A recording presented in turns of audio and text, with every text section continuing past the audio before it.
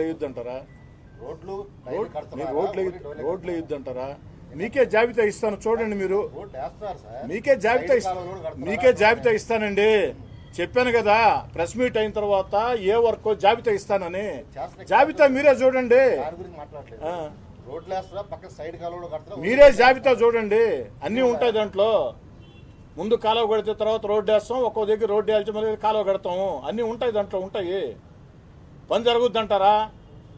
పని జరగకుంటే పని జరగలేదంట్రీ, పని జరిగితే ఏది ముందు ఏది వెనకంట్రీ. ఎట్లని మీకు జాబితా అందిస్తానని చెప్తుండా.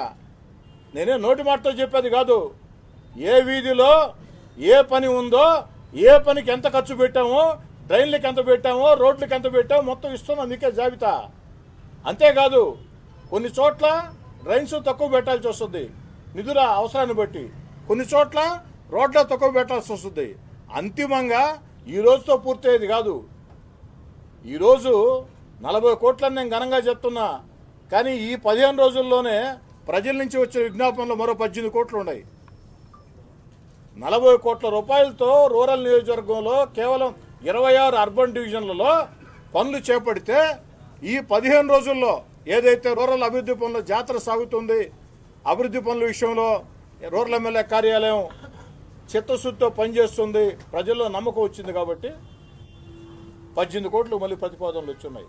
మొత్తం మీద అంతిమంగా మీరు చెప్పిన ఒకదంతా ఏకీభవిస్తా. ప్రతి దగ్గర కూడా రోడ్డు ఉండాల్సిందే, డ్రైన్ ఉండాల్సిందే. కాస్త అటు ఇటుగా అన్ని పూర్తి చేస్తాం. మీరు ప్రధానంగా గత ముఖ్యమంత్రి ఇచ్చిన హామీల్లో ప్రధాన మూడు ఇష్యూస్ ఉన్నాయి. బ్రిడ్జి ఒకటి ఓ పని చేద్దాం బాలకృష్ణ గారు, నేను ప్రెస్ మీట్ పెట్టింది ఈ యొక్క 105 డేస్కి. దయచేసి మీరు ఇష్టం వచ్చినట్టు ప్రశ్నలు వేసి దాన్ని పక్కదారి పెట్టుకోవాలి. ఇంకోసారి సపరేట్గా మాట్లాడుతున్నాం. ఓన్లీ 105 శంకుస్థాపనలు. నేను మీడియాకు కూడా చెప్తున్నా, మీరు కూడా గర్వపడవచ్చు. ఎవరైనా ఒక మంచి చేస్తే మంచి అని చెప్పండి, చెడు చేస్తే చెడు అని చెప్పండి, దాంట్లో అనుమానం లేదు. కానీ 105 చోట్ల ఒకే రోజు శంకుస్థాపనలు జరుగుతున్నాయి. ఆ శంకుస్థాపనలే కాదు, 60 రోజుల్లో పూర్తి చేసి అందిస్తానని చెప్పిన ఎమ్మెల్యే మాట చెప్తుంటే ఆ వాయిస్ ఛానల్లో పనిండి. మీకు అందరికీ అపార పరిజ్ఞానం ఉంది, నేను కాదంటోలా. నాకు పరిజ్ఞానం ఉంది, నేను కాదంటోలా. మన పరిజ్ఞానాన్ని మరోచోట మాట్లాడుకుందాం.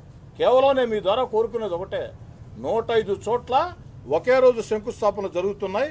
తర్వాత మరో 6 రోజుల్లో మరో 202 చోట్ల శంకుస్థాపనలు జరుగుతున్నాయి. ఈ ఏ శంకుస్థాపనలన్నీ కూడా ఎమ్మెల్యే చేయడు, కార్పొరేటర్లు చేయరు, ఎవరు చేయరు, ప్రజలే చేస్తారు. ప్రజల చేత చేస్తాం. ఇది ఒక వినూత్నం. 105 దగ్గరలో కూడా 105 ఇన్ఛార్జీని పెడుతున్నాం.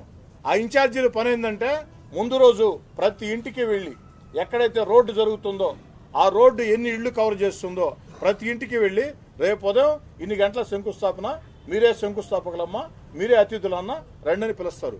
అదేవిధంగా డ్రైను ఎక్కడైతే కవర్ అవుతుందో ఆ యొక్క నిధులకి ప్రతి ఇంటికి ఆ ఇన్ఛార్జి వెళ్ళి స్థానికంగా కార్యకర్తలు తీసుకొని రేపు ఈ ప్రాంతంలో డ్రైన్ వస్తుంది, ఈ డ్రైను ఇన్ని ఇళ్లు కవర్ చేస్తుంది, ఈ యొక్క డ్రైన్ని ఎమ్మెల్యే గారు వస్తున్నారు కానీ శంకుస్థాపన చేసేది మీరే, అతిథులు మీరే అని చెప్పి ఆహ్వానిస్తారు. అందుకే ప్రజల్లోకి ఇది పోవాలా. ఎందుకంటే మార్చి 9వ తారీఖున ప్రజలు దీంట్లో పాల్గొన్నట్లయితే అది మాకు ఉత్సాహంగా ఉంటుంది, ప్రజలకి ఉత్సాహంగా ఉంటుంది. ఇంకా తెలియాల్సినవి చాలా ఉంటాయి.